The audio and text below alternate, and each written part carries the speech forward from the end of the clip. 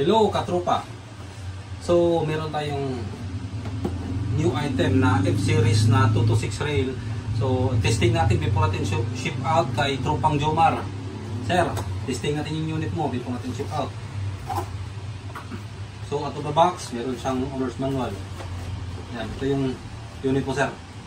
Yan, sobrang kinis, sobrang ganda, matte black. So explain ko muna yung ano sir, yung pictures ng airsoft gun mo. Ayan. Tapos ito yung hammer niya. Tapos pag pinutok mo, yun, ano to sir, double action siya. Pwede mo itong gamitin para sa attack niya. Ayan mo, kung i-down ko to, mag-move ito. Ayan. Yan yung half cock niya. From that, pwede natin niyang iputok. Yun. So ito naman yung sa release ng slide. Pag naka-slide lock yan, ito yung pang-release. Push mo lang yan. Okay? Sige. Testing natin yung unit mo.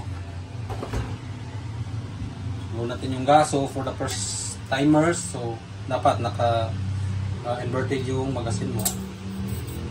Kahit 5 seconds lang for testing. Tapos load tayo ng BBs. So load natin yung BBs niya. So using our speed loader.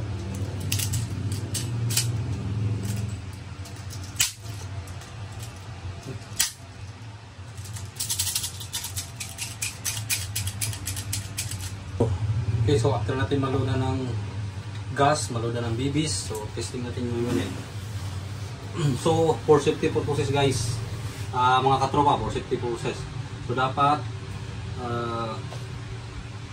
trigger out before doing the fire, before firing pala. Okay, testing natin. So isang kasa lang to para maubos yung lahat ng BBs sa loob ng magazine. So tingnan natin dito yung FS nya. FS test tayo. 1 cock.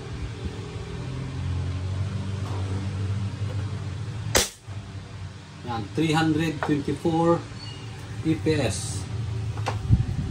So, malakas rin siya katropa. Yan, 304.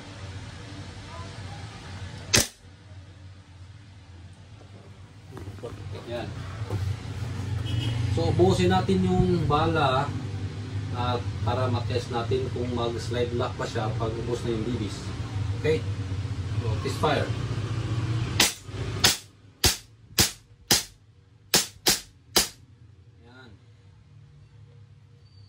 Lock.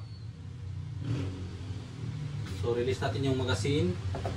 Tapos check nyo maigi kung walang natirang BBs sa loob ng chamber niya.